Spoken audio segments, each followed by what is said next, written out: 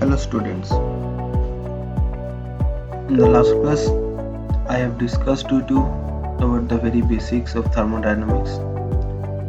Today we will continue with the basics of thermodynamics. This is the part 2 of the lecture. So, what is thermodynamic equilibrium?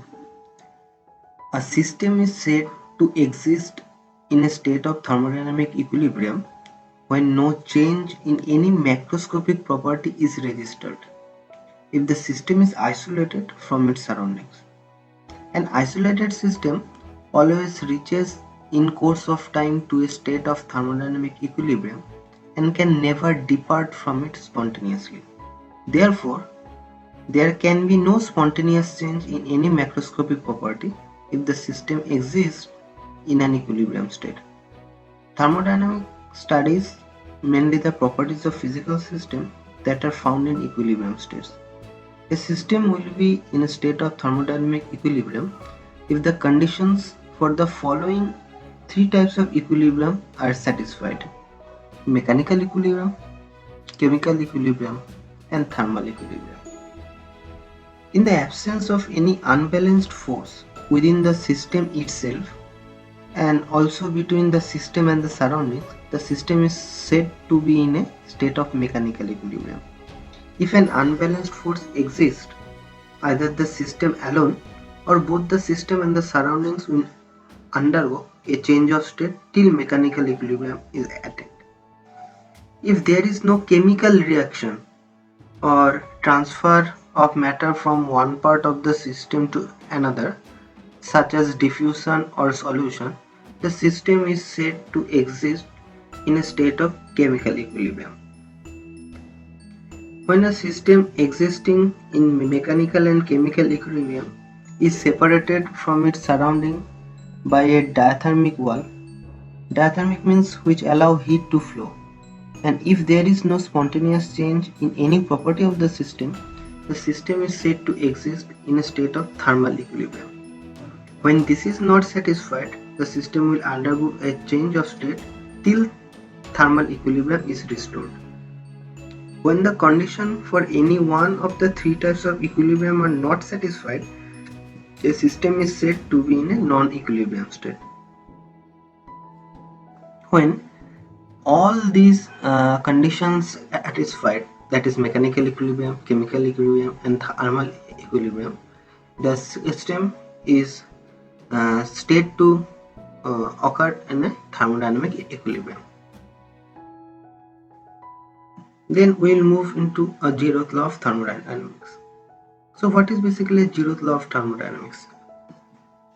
When two bodies or two systems are in thermal equilibrium with a third body or a third system, then they are in thermal equilibrium with each other.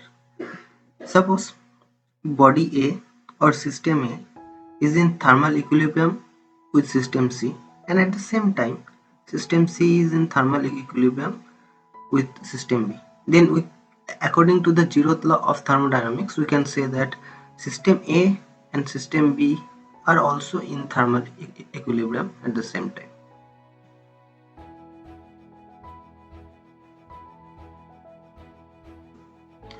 So from the thermal equilibrium or the zeroth law of thermodynamics, a concept comes which name as temperature.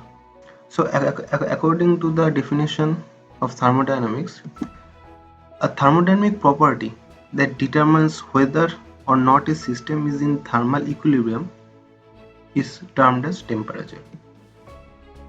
Then we come to a concept that is quasi-static process. Let us consider a system of gas in a cylinder that is shown in the figure.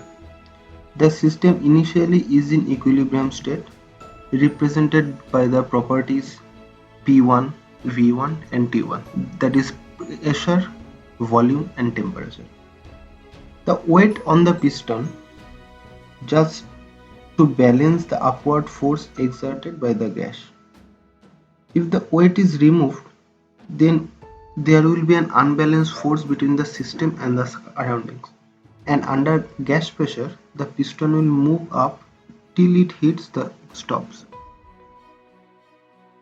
The system again comes to an equilibrium state being described by the properties P2, V2 and T2. That means pressure at point 2, volume at point 2 and temperature at T2. But the intermediate states passed through by the system are non-equilibrium states which cannot be described by thermodynamic coordinates. So if we plot the initial state and the final state in a PV coordinate, we will find a curve like this.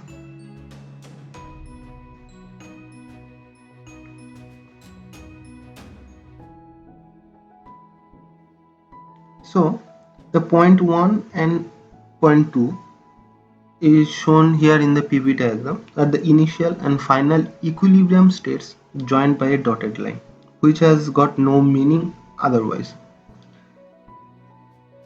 Now, if the single weight on the piston is made up of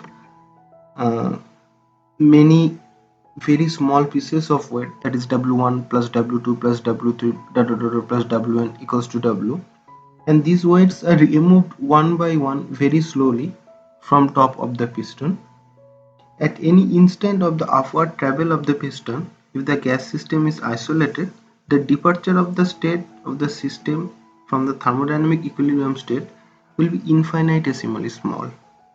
So every state passed through by the system will be an equilibrium state. Such a process, which is but a locus of all the equilibrium points passed through by the system, is known as quasi-static process. Basically, the term quasi means almost. So a quasi-static process, the infinite slowness is the characteristic feature of the quasi-static process.